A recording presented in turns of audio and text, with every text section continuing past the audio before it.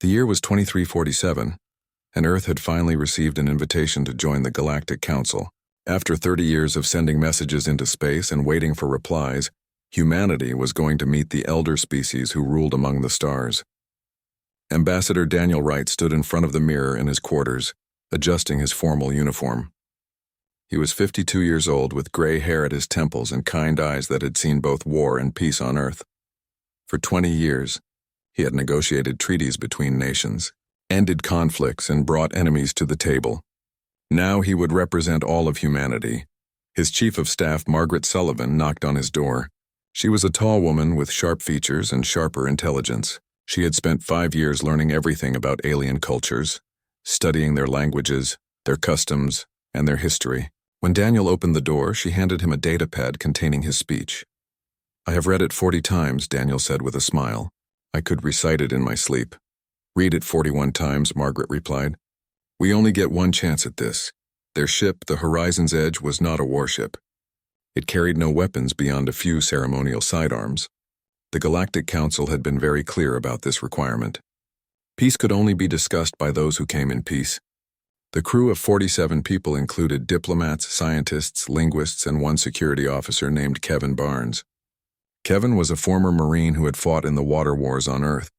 He did not like being unarmed in unknown territory, but he followed his orders.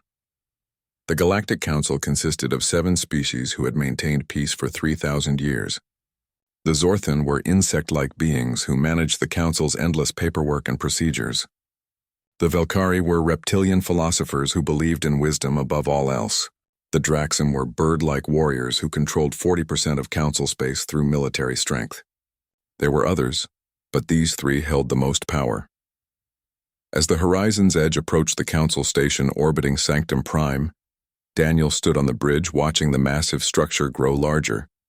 It was 10 times the size of any space station humanity had ever built. Thousands of ships from hundreds of species docked there. Margaret stood beside him, holding her datapad. "Energy readings around the station are higher than expected," she said quietly. "Probably just the ceremonial displays." Daniel replied, "They want to make this impressive." Kevin stood near the back of the bridge, his hand instinctively reaching for a weapon that was not there. Something felt wrong, but he could not explain what. His instincts had kept him alive through 3 wars. Those same instincts were screaming at him now. The Horizon's Edge docked without incident. The crew put on their formal uniforms and prepared to meet the Council. Daniel led them through the airlock and into a massive chamber filled with beings from across the galaxy. The air smelled strange, a mixture of 1,000 different atmospheres blended together. Lights of every color floated above, and music that seemed to come from nowhere filled the space. A Zorthan official, whose name sounded like clicking and buzzing, greeted them.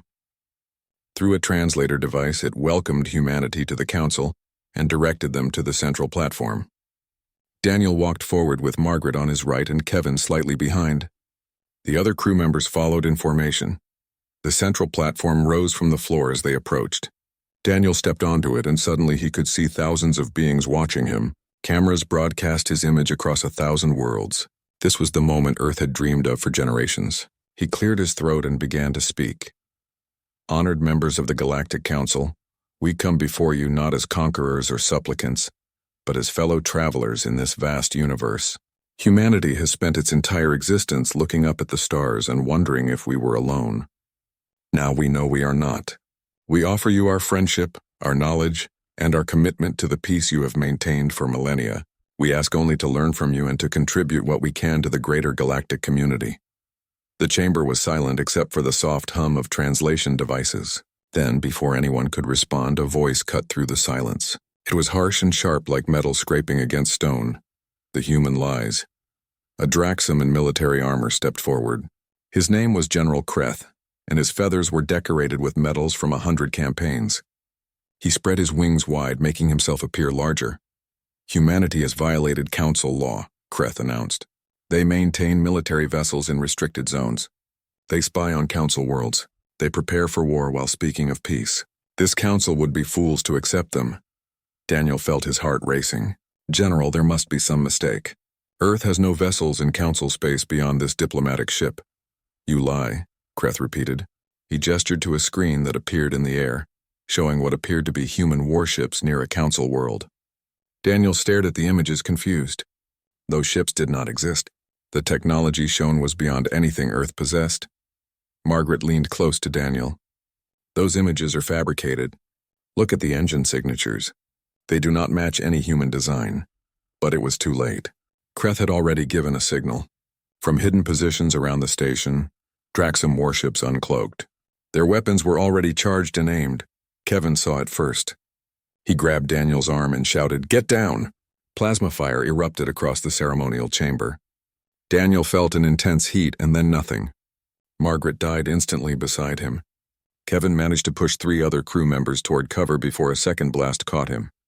The Horizon's edge, still docked and helpless, was torn apart by concentrated fire. All 47 humans died within 30 seconds. The council chamber descended into chaos.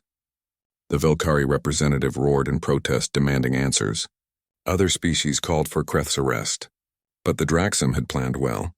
Within minutes, their falsified evidence was broadcast across the galaxy.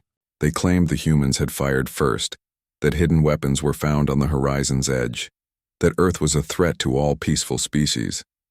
Half the council believed the lies immediately. The other half demanded an investigation, but were blocked by bureaucratic procedures that would take months. By then, the truth would not matter. On Earth, Admiral George Parker sat in the war room beneath Geneva. He watched the footage from an automated probe that had been near the station. He watched Daniel Wright die. He watched the Horizon's edge explode. He watched 47 people who came in peace be murdered in cold blood. President Linda Foster entered the room. Her face was pale, but her voice was steady. "What are our options, Admiral?" George looked at the tactical display showing ships that the Council did not know existed. He looked at weapons that had been built in secret. He looked at decades of preparation for a war that humanity hoped would never come. "Madam President," he said quietly, "we show them why we do not need their permission to exist." The news reached Earth within hours through quantum communication systems. In every major city across the planet, people stopped what they were doing and watched the footage play on public screens. They saw Ambassador Wright step forward to speak. They saw the plasma fire. They saw their people die while offering friendship. The reaction was something the galaxy had never witnessed from humanity before. It was not panic or fear. It was cold, unified rage. President Linda Foster appeared on every communication channel humanity had learned to access. Her message was broadcast not just to Earth, but to every species in Council space who would listen. "We came in peace. We extended our hand in friendship. You murdered our ambassador and then lied about it to the galaxy. You believe humanity is weak because we sought diplomacy. That was your mistake. You are about to learn the difference between choosing peace and only being capable of peace. We did not want this war, but you have started it and we will finish it." Deep beneath the surface of the moon in facilities built over 3 decades, Admiral George Parker activated Protocol Reaper. The lunar shipyards had been constructed using automated systems and asteroid mining operations. The Council knew nothing about them. Massive bay doors opened across the lunar surface, and 50 warships emerged into the light of the sun. Each vessel incorporated technology that human engineers had reverse-engineered from crashed alien probes, improved upon, and weaponized beyond anything the peaceful Council species could imagine. Commodore Helen Price commanded the fleet from her flagship, the Valiant. She was 41 years old and had spent her entire adult life preparing for a war against superior technology. Her tactical simulations had run thousands of scenarios. Now those simulations would become reality. She looked at her bridge crew and gave the order. "Set course for the Kepler 442 system. Maximum speed. We are going to pay the Draxum a visit." The Draxum military outpost in Kepler 442 detected the human fleet when it was still 2 light hours away. The base commander, confident in Draxum's superiority, sent 12 warships to intercept. These were vessels that had conquered dozens of worlds. Their plasma cannons could melt through a kilometer of solid rock. Their shields could withstand nuclear explosions. The Draxum crews expected an easy victory against the primitive humans. The battle lasted 8 minutes. Human railguns fired tungsten rods at speeds approaching a significant fraction of light speed. The Draxum shields, designed to stop energy weapons, did nothing against solid projectiles moving at relativistic velocities. The tungsten rods punched through shields and hulls like they were paper.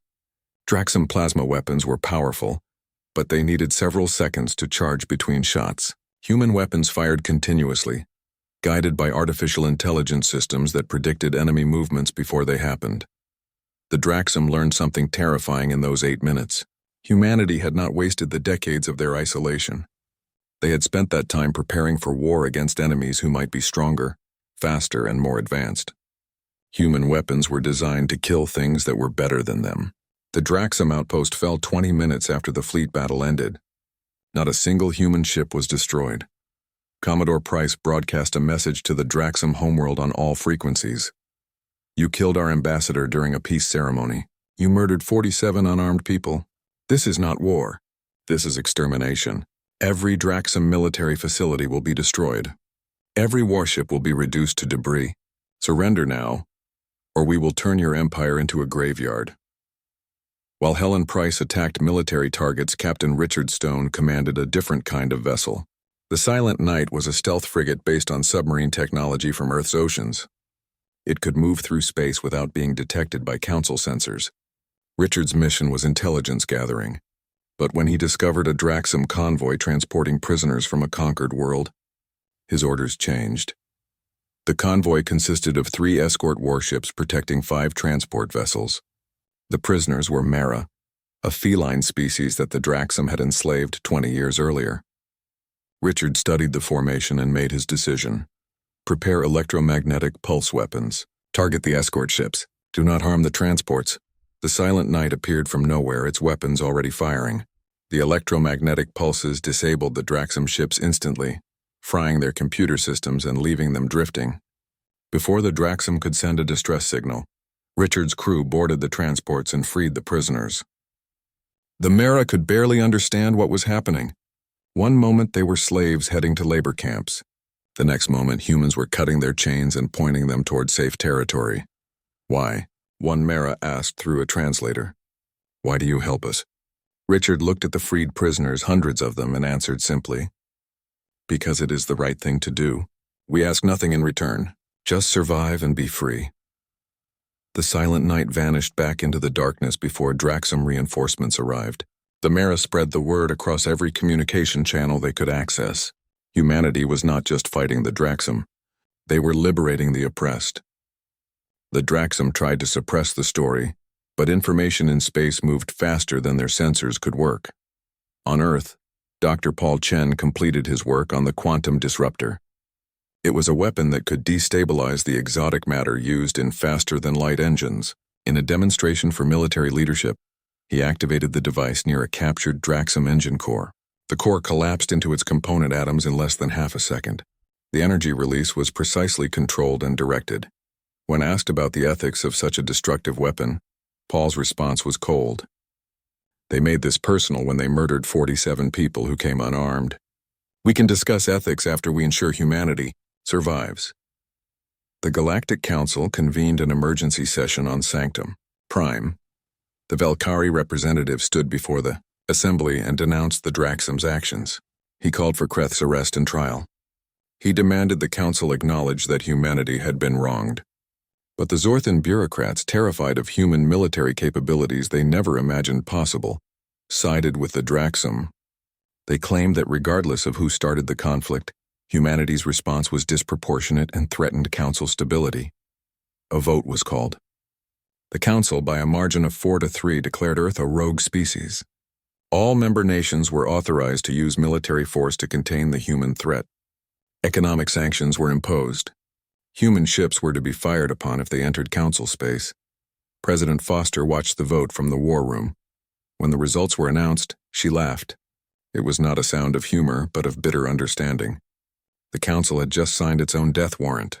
She turned to Admiral Parker. The council has made its choice. Now we make ours. Deploy the Second Fleet, George nodded. He had hoped it would not come to this, but he was not surprised. Where should they go, Madam President? Linda looked at the star map showing council territory. Thousands of systems, millions of worlds, a civilization that had stood for 3,000 years and believed itself untouchable. Everywhere, she said. We are going to teach them that humans protect what is theirs, and right now, our protection extends to every species the council has failed. The orders went out. 100 more warships built in secret shipyards across the solar system began their burn toward Council space. They did not move as a single fleet but as dozens of smaller groups. Each one had specific targets: supply lines, communication relays, military academies, shipyards. The infrastructure that allowed the Council to maintain control over such a vast territory. General Kreth, watching the reports flood in from across Draxum space, finally understood the magnitude of his mistake. The humans were not fighting a war of conquest. They were fighting a war of annihilation. Every military asset the Draxum possessed was being systematically destroyed. His empire, which had stood for 600 years, was collapsing in a matter of weeks. He called for reinforcements from other Council species. Most refused, unwilling to commit their forces against an enemy that had already demonstrated overwhelming superiority. The few who did send ships discovered what the Draxum had learned. Human forces did not fight fair. They used every advantage, every trick, every piece of terrain. They struck from unexpected angles and vanished before retaliation was possible. In her quarters on the Valiant, Helen Price read reports from across the fleet. Human casualties were surprisingly low. 17 ships damaged, 3 destroyed. Against an enemy that outnumbered them 10-1, it was a miracle. But she felt no joy in the victories. Every battle meant more death, more destruction. She thought about Daniel Wright, the man whose murder had started this war. He would have hated everything that had happened since his death. "I am sorry, Ambassador," she whispered to the empty room. "We tried your way. They gave us no choice." The galaxy watched in shock as humanity's true military capabilities were revealed. For 30 years, humans had seemed like peaceful explorers barely capable of traveling between stars. Now they were revealed as a species that had been preparing for war the entire time. The question on every Council world was the same. If humans had this strength all along, why did they not use it before? Why did they seek peace when they could? The Galactic Council had maintained peace for 3,000 years through overwhelming force and careful diplomacy. Their military doctrine was simple and effective. Build massive fleets, station them at strategic points, respond to threats with crushing superiority. It had worked against pirates, rebels, and the occasional aggressive species, but they had never faced an enemy like humanity. Commander Lisa Grant led the carrier group Tempest through the Outer Rim territories. Her mission was to disrupt Draxum supply lines and make it impossible for them to sustain their military. She commanded 5 carriers, each one launching swarms of small fighters that moved through space like schools of fish. The Draxum built their fighters large and heavily armored. Human fighters were small, fast, and controlled by pilots who had trained in simulators since they were teenagers. The Draxum tried to defend their convoys with escort fleets, but it was like trying to stop mosquitoes with a hammer. Human fighters would strike a convoy, destroy specific ships, and vanish before the escorts could react. Then they would hit another convoy 3 systems away. The Draxum fleet was stretched across 40 systems, and they were learning a painful lesson. You cannot defend everywhere at once. Lisa sat in her command chair watching tactical displays. Red icons represented Draxum forces. Blue icons were human ships. Green icons were neutral or allied forces. In the past month, she had seen more and more green icons appear. Species that the Draxum had conquered were rising up, using the chaos to fight for their freedom. "Commander, we are receiving a transmission from a Mera vessel," her communications officer reported. Lisa nodded. "Put it through." A feline face appeared on the screen. The Mera spoke through a translation device. "Human Commander, we wish to join your fight against the Draxum. They enslaved our people for 20 years. We want revenge." "I cannot promise you revenge," Lisa replied carefully, "but I can promise you liberation. Welcome to the fleet." The Mera were not the only species to join humanity's cause. Ambassador Carlos Rivera, who had been Daniel Wright's deputy and was on Earth during the assassination, reached out to 32 species that the Draxum had conquered or oppressed. His message was broadcast openly so the entire galaxy could hear. The Draxum Empire exists through force and fear. They took your freedom and told you it was for the greater good. Humanity is offering you a choice. Help us defeat your oppressors, and we will ask nothing in return except your freedom. We do not seek to rule you or control you. We seek only to ensure that what happened to our ambassador never happens to anyone again. 3 species joined immediately. Within 2 weeks, a dozen more had committed ships and resources to the human cause. The council watched in horror as their carefully maintained order collapsed. The Velkari, unable to support the council's actions any longer, formally withdrew their membership. They declared that the assassination of Ambassador Wright was a crime that invalidated the council's moral authority. 3 other species followed their example.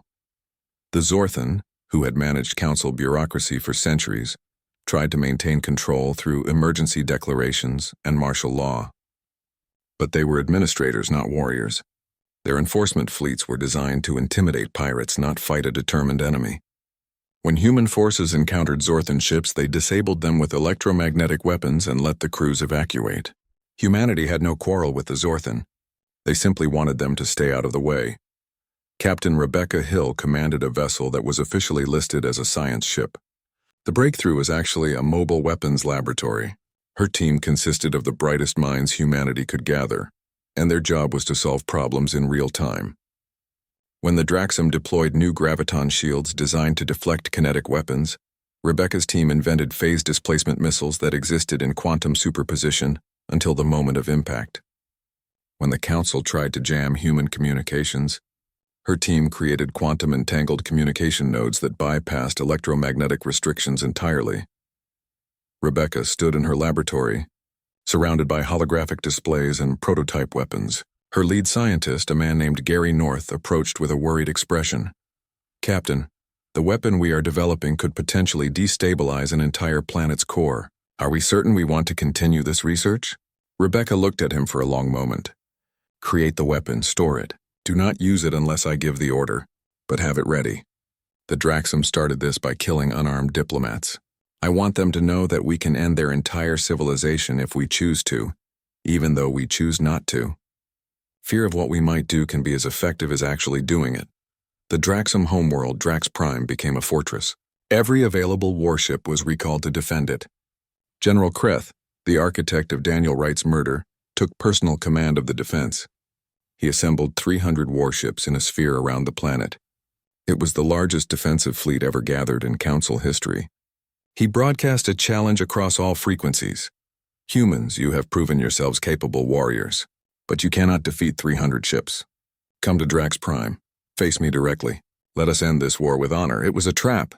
The defensive formation was designed to envelop any attacking force and destroy it through overwhelming firepower. No fleet in Council history could survive such an attack. General Kreth was betting that human pride would drive them to accept his challenge. He was counting on them being as arrogant as he had been. Admiral George Parker studied the challenge from the bridge of the Valiant. Commodore Helen Price stood beside him, her expression concerned. "It is obviously a trap, Admiral. We should continue our current strategy. Bleed them through attrition.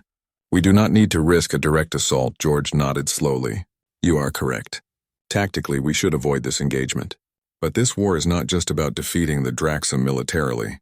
It is about sending a message to the entire galaxy. They murdered Daniel Wright in public in front of thousands of witnesses.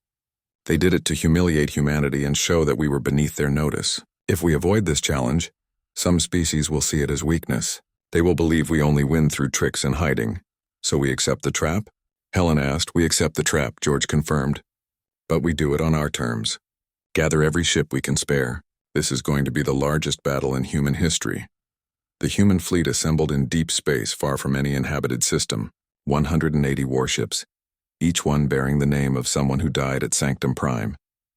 The Valiant carried Daniel Wright's name on its hull in letters 10 meters tall. Admiral Parker recorded a message to be sent to Earth only if the fleet was destroyed. "We came to space seeking peace. We were met with violence. If we fall here today, remember that we chose to stand against tyranny. We chose to show the galaxy that humanity will never accept injustice. We chose to fight not because we wanted war, but because we refused to let good people die without consequences. Whatever happens, we showed them what it means to cross humanity." He sealed the message and looked at his bridge crew. They were young men and women who had trained their entire lives for this moment. Some of them looked scared. Most looked determined. All of them looked ready. "All ships, this is Admiral Parker. Today we are going to show the Draxum what happens when you mistake mercy for weakness. Today, we are going to prove that humanity earned the right to exist among the stars not through permission, but through strength. Today we fight for Daniel Wright and every person who believed in peace. Make them remember this day. The fleet jumped to faster than light speeds heading toward Drax Prime. Behind them, a dozen alien species watched on long-range sensors. The Mara prayed to their gods for human victory. The Vilcari observed silently, wondering if they were about to witness the birth of a new galactic power or the death of humanity's brief moment among the stars. General Kreth watched. The human fleet emerged from faster than light, travel at the edge of his sensor range. He had expected them to arrive cautiously, perhaps send scouts first. Instead, they came as a unified force, burning toward his defensive sphere at maximum speed. He smiled beneath his beak. The humans were brave, but bravery without wisdom was just another word for stupidity. All ships prepare to engage. Wait until they enter the kill zone, then collapse the sphere. I want every human ship destroyed. Show the galaxy that the Draxum Empire does not fall to upstart primitives. The trap was set. 300 warships against 180. The largest battle in centuries was about to begin. And across the galaxy, billions of beings watched and waited to see if humanity's brief moment among the stars would end in fire and blood. The human fleet entered the kill zone around Drax Prime exactly as General Kreth had predicted. The 300 Draxum warships began collapsing their defensive sphere, intending to surround the humans and destroy them with concentrated fire from all directions. It was a tactic that had worked for the Draxum for 6 centuries. Against any other enemy, it would have been devastating. Admiral George Parker watched the Draxum formation begin to move on his tactical display. He had studied every battle the Draxum had ever fought. He knew their tactics, their doctrine, their thinking. That was why he was not worried. All ships execute pattern Delta 7. Drive straight into their formation. Do not attempt to break through or retreat. We are going into the heart of their fleet. Helen Price, commanding the group on the Valiant's starboard side, understood immediately. At close range, the Draxum's numerical advantage became a liability. Their own ships would block each other's firing solutions. They would risk hitting their allies with every shot. Human vessels, smaller and more maneuverable, could operate in the chaos that close-quarters combat would create. The space between the two fleets disappeared in seconds. Then the universe exploded into violence. Draxum plasma weapons fired from every direction, turning space into a sea of superheated energy. Human railguns answered with solid projectiles that punched through shields and hulls. Ships on both sides died in the opening moments. A human destroyer took a direct hit to its reactor and vaporized. 2 Draxum cruisers collided, trying to avoid a volley of railgun fire. The Valiant shook as a plasma blast struck its port side. The impact killed 40 crew members instantly and left a wound 20 meters across in the ship's hull. Damage control teams rushed to seal the breach while the Valiant's weapons continued firing. Helen's voice came across the command channel, calm despite the chaos. "Admiral, we have lost main power to Weapons Grid 3, compensating with auxiliary systems." "Acknowledged," George replied. His hands gripped the arms of his command chair as another impact rocked the ship. "All vessels concentrate fire on their command ships. Take out their leadership and the rest will falter." Human targeting systems, guided by artificial intelligence that could process millions of calculations per second, identified the Draxum command vessels by their communication signatures. Railgun fire converged on these ships with devastating accuracy. One by one, the Draxum commanders died, leaving their formations in confusion. But the Draxum were not defeated yet. General Kreth, watching his perfect trap become a massacre, made a desperate decision. If technology and tactics would not win, then sacrifice would. "All ships, you are authorized to ram enemy vessels. For the glory of the Draxum Empire, make them pay for every meter of space they take." Dozens of Draxum ships obeyed without hesitation. They burned toward human vessels at maximum speed, their crews choosing death to take their enemies with them. It was a tactic humanity had not seen since the kamikaze attacks of World War II. And it was just as wasteful. Human point defense systems, designed to shoot down missiles and torpedoes, engaged the ramming ships. Most were destroyed before they could connect. Those that succeeded often struck human vessels that were already crippled and abandoned. The Draxum traded hundreds of trained crew members for empty hulls. 3 hours into the battle, the space around Drax Prime was filled with debris and the frozen bodies of dead crew members from both sides. Of the 300 Draxum ships, less than 80 remained combat capable. The human fleet had lost 31 vessels, completely destroyed and 47 damaged, but still fighting. Admiral Parker opened a direct communication channel to General Kreth. The Draxum general appeared on screen, his feathers burned and one wing broken. Behind him, the bridge of his flagship was in ruins.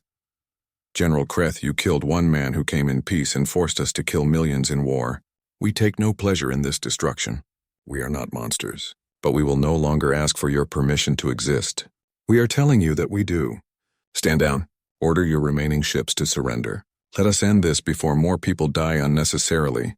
Kreth looked at the human admiral with hatred in his eyes. You are primitives, upstarts. You do not deserve to walk among the stars. The Council will never accept you.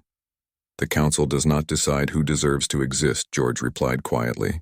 And after today, the Council will no longer decide anything. This is your last chance.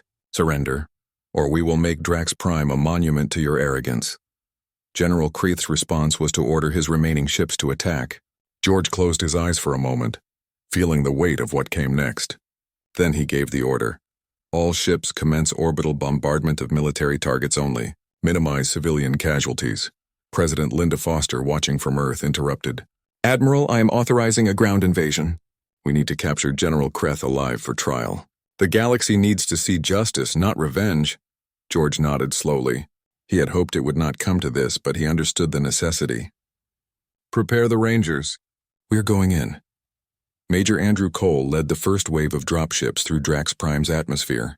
He was 34 years old and had trained for urban combat in every environment Earth could simulate. His regiment, the 1st Terran Rangers, consisted of 3,000 soldiers who represented the best humanity could produce. But even the best soldiers could die, and Andrew knew the odds. The dropships were targeted immediately by surface-to-air defenses. Half of the first wave was destroyed before reaching the ground. Andrew's ship took a hit, spinning wildly before the pilot regained partial control. They crashed 3 kilometers from their target, the command center where General Kreth directed the defense. Andrew pulled himself from the wreckage, checking on his squad. 8 soldiers out of 20 survived the crash. He activated his communication system. All units, report status. Voices came back, some clear, some filled with static. Out of the 3,000 soldiers in the first wave, approximately 1,700 had made it to the ground alive. Andrew felt sick, but there was no time for grief. We have a mission. Move out. The battle for Drax Prime's capital city was unlike anything in human military history. The Draxum, fighting on their home world, defended every building, every street, every room. But they were facing soldiers who had studied urban combat from Stalingrad to Fallujah, soldiers who knew how to move through buildings, how to clear rooms, how to use terrain. Lieutenant Karen Price, Helen's younger sister, led her squad through what had been a cultural center before the war. They encountered a group of civilians huddled in a basement. Draxum children clung to their parents, terrified. Karen's orders were clear. Minimize civilian casualties. She had her squad medic treat a wounded civilian, provided emergency rations to the family, and directed them to a safe evacuation route. The father, a civilian engineer, recorded the encounter on his personal device. Within hours, the video spread across the Draxum communication network. The humans, despite having the power to level cities from orbit, were fighting door-to-door to protect civilians. It took 3 days for Major Andrew's regiment to fight through to the command center. They lost 1,000 more soldiers in the process. When they finally breached the center's defenses, they found General Kreth standing alone among the bodies of his personal guard. He held a weapon, pointing it not at the humans but at his own head. You have won, Kreth said through a translator, but I will not give you the satisfaction of taking me prisoner. Andrew raised his hand, signaling his soldiers to hold fire. He removed his helmet and looked directly at the Draxum general. You can die here and be remembered as a coward who started a war and fled from its consequences, or you can live and face trial for what you did. Face the families of the people you murdered. Let the galaxy see justice done according to law, not revenge. Your choice, General. For a long moment, Kreth stood frozen. Then slowly he lowered his weapon. Andrew stepped forward and took it from him carefully. General Kreth, you are under arrest for the murder of Ambassador Daniel Wright and 46 crew members of the Horizon's Edge. You will be held for trial before a neutral tribunal. Do you understand?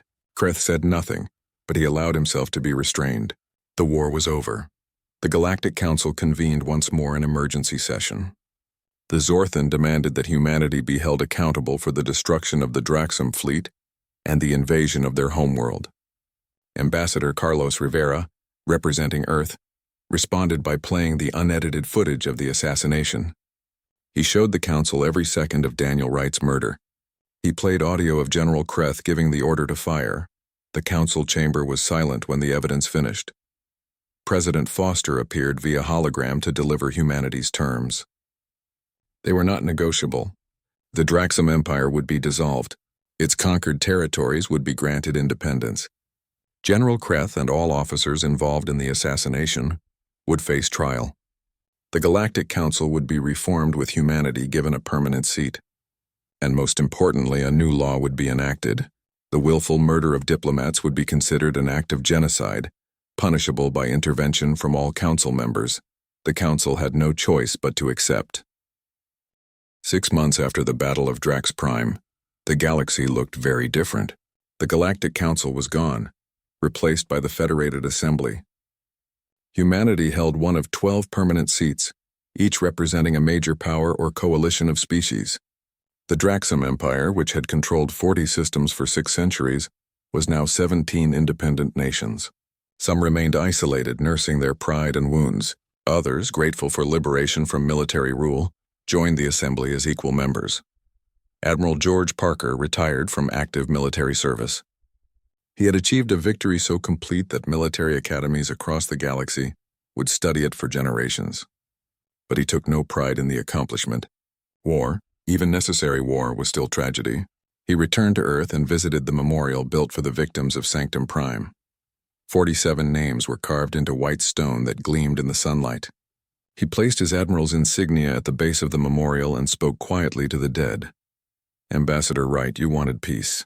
We had to fight a war to make that peace possible. I am sorry it cost so much. I hope what we built is worthy of your sacrifice." Commodore Helen Price assumed command of the Terran Defense Fleet. It now included ships from 6 allied species who had chosen to integrate their militaries with humanity. The fleet's mission was protection, not conquest, ensuring that the massacre at Sanctum Prime would never happen again. Her first official act was to establish the Wright Protocol, a comprehensive set of guidelines for protecting diplomatic missions. Every diplomat would now travel with defensive capabilities sufficient to evacuate under fire. Peace would still be the goal, but it would be protected by strength. On Drax Prime, General Kreth stood trial before a tribunal of judges from 20 different species, including 3 humans. The evidence was overwhelming. Video footage, audio recordings, testimony from witnesses. He was convicted of ordering the assassination of Ambassador Daniel Wright and the destruction of the Horizon's Edge. The tribunal debated his sentence for 3 days. Some judges called for execution. Others wanted life imprisonment. The human judges argued for something different. They proposed that Kreth be sentenced to life service as a historian, documenting the true events of the war for future generations. His punishment would be to ensure that others learned from his mistakes. The tribunal agreed.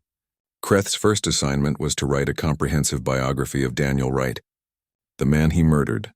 The Mera, the first species to ally with humanity during the war, established a joint colony on a border world between their territory and Earth's.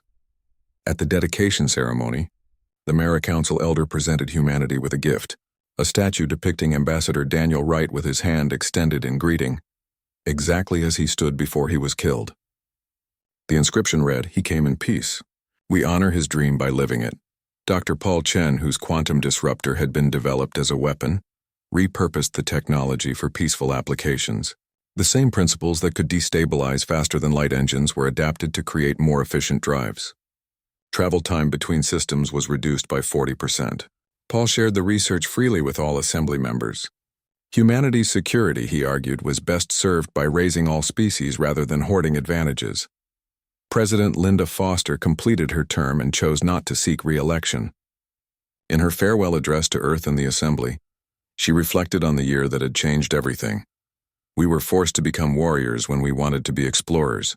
We showed the galaxy our strength when we wished to show them our compassion. But perhaps it was necessary. The universe is not a safe place. Peace is not maintained by good intentions alone. It requires the will to defend what is right and the wisdom to know when to extend mercy. Humanity has proven we possess both. Now we must prove we can build something better than what came before. Ambassador Carlos Rivera officially assumed the role that Daniel Wright never got to fulfill. He became Earth's permanent representative to the Federated Assembly. His first proposal was the Wright Doctrine, a comprehensive framework for protecting the rights of all species regardless of size or power. Any aggression against diplomats or civilians would be met with immediate intervention by Assembly forces. The doctrine passed unanimously, though several species privately resented humanity's influence over the new order. Not everyone embraced the changes. The Zorthan, bitter about losing their bureaucratic control, formed a coalition of species who viewed humanity as dangerous upstarts. They whispered about human weapons kept in secret, about ambitions not yet revealed, about the danger of giving so much power to such a young species. Ambassador Rivera addressed these concerns publicly during an assembly session. Yes, humanity maintains military capabilities we have not fully revealed. We learned the hard way that the galaxy is dangerous for the unprepared. But we do not seek to use our strength to dominate. We use it to protect. Our actions speak louder than words. Judge us by what we do, not by your fears of what we might do. On Earth, memorials were built in every major city to honor those killed at Sanctum Prime. The largest, in Geneva outside the Assembly headquarters, featured 47 columns of light that shone every night. Each column was engraved with a name, a face, and a brief biography. Millions visited annually. Many were aliens who traveled to Earth specifically to pay respects to the humans whose deaths had changed galactic history. Major Andrew Cole, promoted to colonel, led the Terran peacekeeping force across former Draxum territories. His mission was to help newly independent worlds establish stable governments and train local defense forces. On one such world, a young alien approached him during a training exercise. "Colonel, why do humans help us? What do you gain?" Andrew considered the question carefully. "We gain what we were denied at Sanctum Prime, the chance to be part of something larger than ourselves. We want a galaxy where everyone can prosper, where diplomats can meet without fear, where peace is the default, not the exception. That is what we gain." The young Draxum girl who had questioned Andrew during the relief efforts now attended school in a rebuilt city. Her teacher was a human volunteer named Patricia Moore. The class included students from 7 different species, learning together in a curriculum designed to foster understanding. When Patricia taught about the Sanctum Prime incident, she did not glorify war. She focused on its causes and costs. "What lesson should we learn from Ambassador Wright's death?" Patricia asked her students. The Draxum girl raised her hand. "That peace is worth dying for, but also worth fighting for. Ambassador Wright died seeking peace. The humans who came after him fought to make sure his death meant something. They fought so that what happened to him would never happen again." Patricia nodded, pride evident in her expression. "Exactly right. Remember that always. 10 years passed. The Federated Assembly grew to 93-member species. Trade flourished between worlds that had been enemies. Technology advanced through shared research. Conflicts that arose were resolved through diplomacy, backed by Assembly peacekeeping forces that included personnel from dozens of species. Humanity became known not as conquerors but as the species who turned tragedy into transformation. Admiral Parker, now elderly but still mentally sharp, was interviewed by a young journalist working on a documentary about the Draxum War. She asked the question that still sparked debate across the galaxy. "Admiral, do you believe the cost of the war was worth it?" George was quiet for a long moment, his eyes distant with memory. "War is never worth it. The lives we lost, the destruction we caused, the trauma that echoes through generations, none of that can be justified. But sometimes evil forces your hand. Sometimes you must fight not because you want to, but because accepting injustice is worse." Ambassador Wright believed in peace. We honored his memory by ensuring his death led to a galaxy where his dream was protected. I hope that counts for something. On Drax Prime, in a museum dedicated to remembering the war, General Kreth's final entry in his historical chronicle was displayed for all to read. After 10 years of writing, studying, and reflecting, he had completed his work. The final paragraph was simple but profound. "I ordered the death of one man because I feared what humanity represented. In doing so, I unleashed the destruction I sought to prevent. My arrogance destroyed an empire that stood for centuries and cost millions of lives. Let my legacy be a warning. Pride without wisdom leads only to ruin. Mercy is not weakness and peace is not cowardice.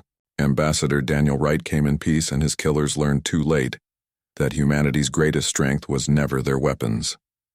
It was their refusal to let evil go unanswered, combined with their capacity for mercy even in victory. The Chronicle was required reading in schools across the galaxy. Young people of every species learned about the human ambassador who died seeking friendship and the war that followed.